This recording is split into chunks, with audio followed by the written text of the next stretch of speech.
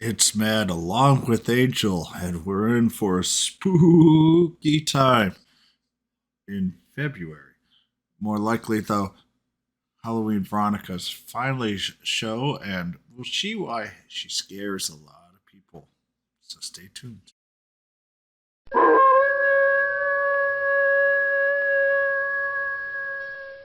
All right, Halloween Veronica is going to be our next hero, which is actually kind of refreshing considering how many bosses we're going to have in the next 5 to 6 weeks. Um, Her leadership effect is still one of the best. Increased spell power by 15%. By far the best spell casting leadership. Um, you will notice that all except for her very, very last skill, and when I get to her hero skill as well, she does a lot of negative status effects. So she is very scary to face off against, especially if you allow her to get her to turn 3.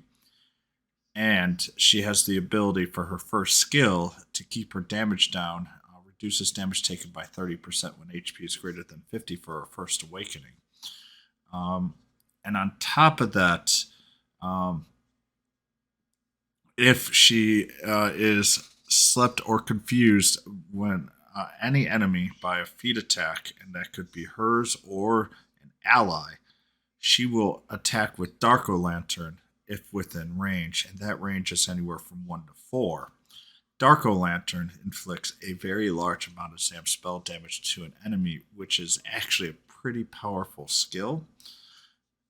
So if you find an enemy that is weak to confuse or especially sleep with Flame Lantern, and you've got other allies to do it as well, she will add on the damage on top of the debilitating skill of both of those. So this is where she becomes really, really powerful.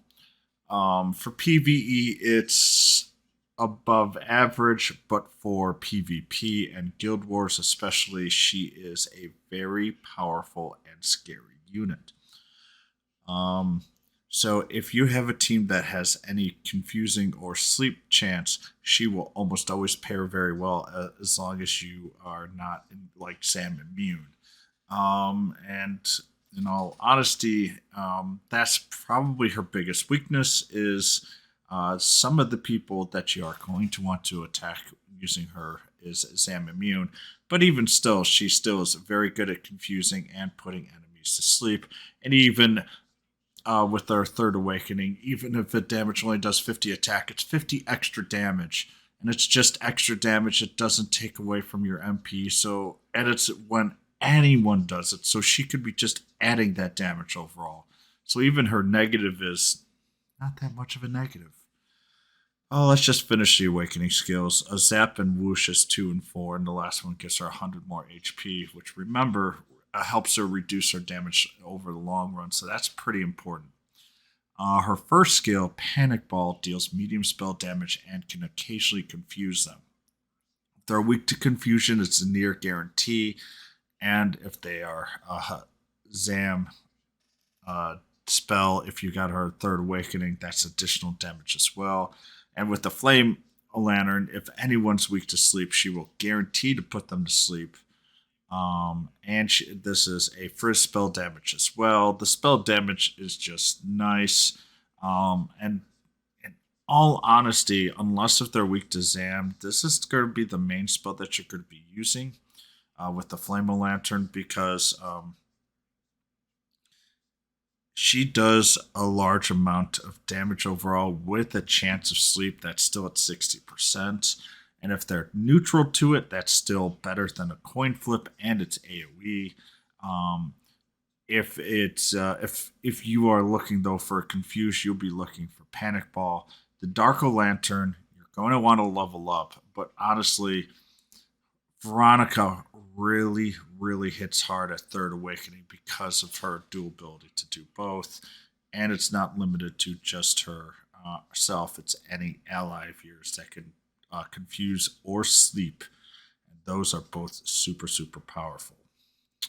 Her level 130 skills or ability here almost 1200 HP with 316 So she does need that 30%.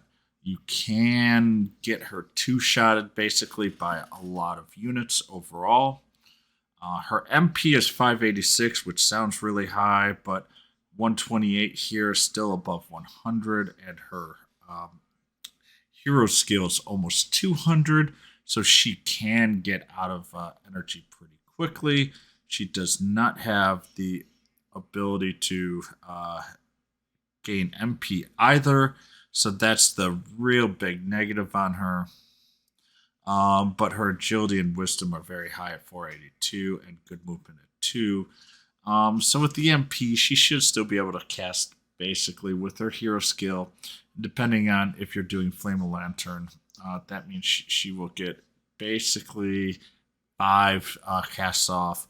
If you're doing Panic Ball, she can last for quite a while. But as I say, in Arena, your goal is just to get to no farther than 3 or 4, and she'll last that long, just that long.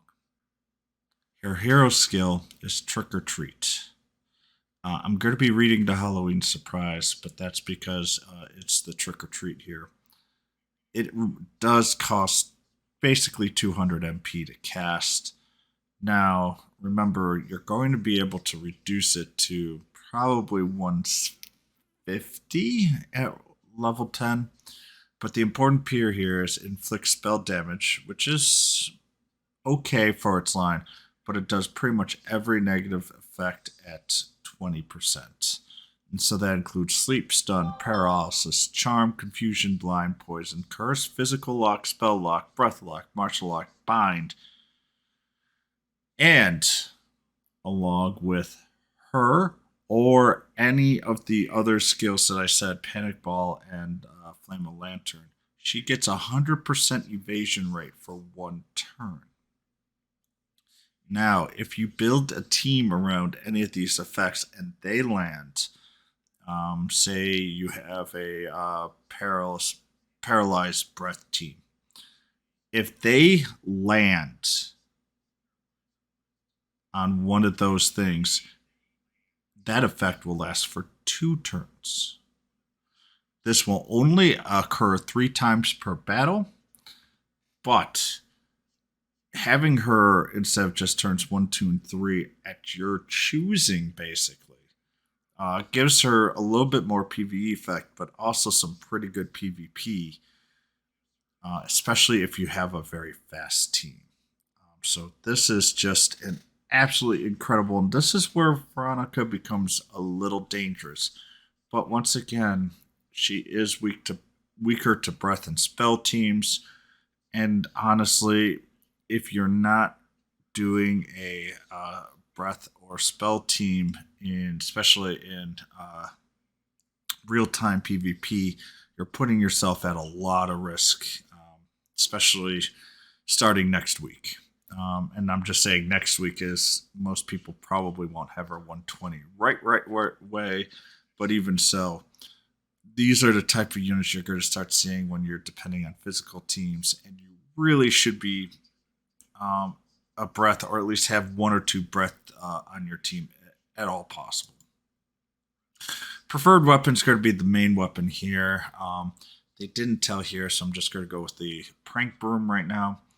The Wisdom plus 28, Spell Power plus 4%. It's going to be a Halloween cooking battle. Basically, there's only going to be 2 or 3 things to do in the Halloween event. It will be a pretty light event, but you do need to make sure that you use your energy wisely, because you do want to be farming the A unit, which I'll be talking about very, very soon. The skills, though, are Dark and Flame Lantern Power, Wisdom, and Agility. Nothing surprising here. Now, I'm just going to do a real quick pro-con pull.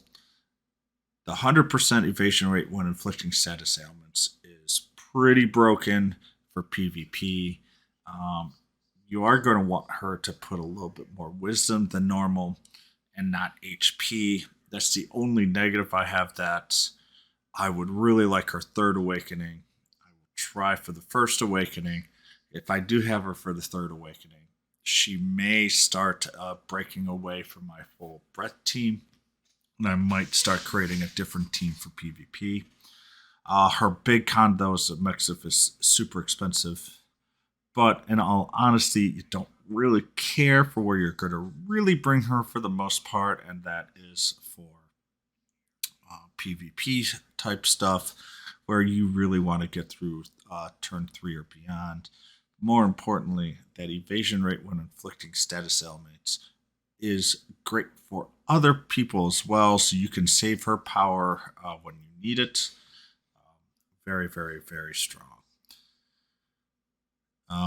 So her friend is going to be Lumbering Jack. Going to be honest, is mild disappointment. He does have good movement at 3, and it's another very, very defensive unit for an A level. Actually, he has more defense than Veronica does. I'm assuming Lumbering Jack's a he. Now, it is actually a pretty good unit to go along with that, as it has Panic Breath and occasionally confuses enemies into T formation. With the 5th Awakening, gives us a confusing success rate of 5%, but it's not worth going for Lumbering Jack. Is it a bad unit? No.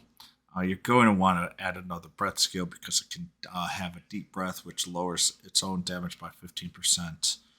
Taken to it and increases breath power by 1.5x for up to the next turn. And it also has some ZAM breath damage as well. So you can either add like a paralyzing breath if you want for Lumbering Jack, or just a damage breath for any of those. Or honestly, any other element in general. The First Awakening does give the movement +1. Otherwise, though, it's in there. It's an okay unit if we ever have to focus, like have an undead unit. It's a good tank. Can, as I say, confuse. But other than that, it's a relative ho-hum. The farmable unit for Halloween Veronica, or for the Halloween event, is Fraken Golem. This is definitely a very, very good unit. Its stats, its HP, and defense are just stupidly high. Boulder Throw, Pumpkin Drop are useful, but it is just able to absorb damage for an A unit.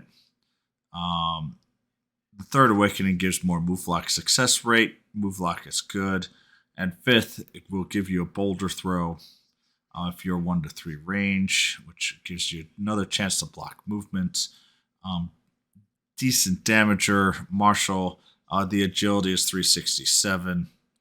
Honestly, you can add another martial skill, not breath, I'm sorry here, but it's another superly high defensive unit that is actually really, really useful for the next coming for Dragon Quest Joker that will be coming in 2 weeks. It is going to be a unit that is going to be highlighted in at least one of the free-to-play completions, and frankly, it's going to be useful for down the line as well.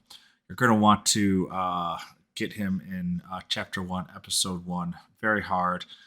In Japan, the rate was roughly 23%, so they normally don't change the values here. So it took around 2,300 stamina to do all that, or energy. And on an average day, it takes, if you spend all of your energy, I believe you can do it within the 2 weeks. And if you're like me and you spend some of your gems on energy, you can get him in about 8 days. But that 5th isn't the super most important, but it does give him the ability to block movement, which can be very important for some PvE strategies, only because at that point it gives you a couple of turns where you can pound on an enemy without having to worry about taking damage. That's all I've really got. So this is kind of just goes over the entire event. And, kind of just go through this for the fancy dress here, for the Pepper Town here. But you're going to be going through with the pumpkin lanterns and nothing really big and different. It's just a 2 week thing. Actually, it's a 10-day thing. So it's not even 2 weeks this time around. So it is going to be really, really close in order to get Fraken Golem. So make sure that you spend the energy that you have. But all in all, it's not going to take too long. And then we're going to come up with Dragon Quest Joker. So I hope you guys enjoy.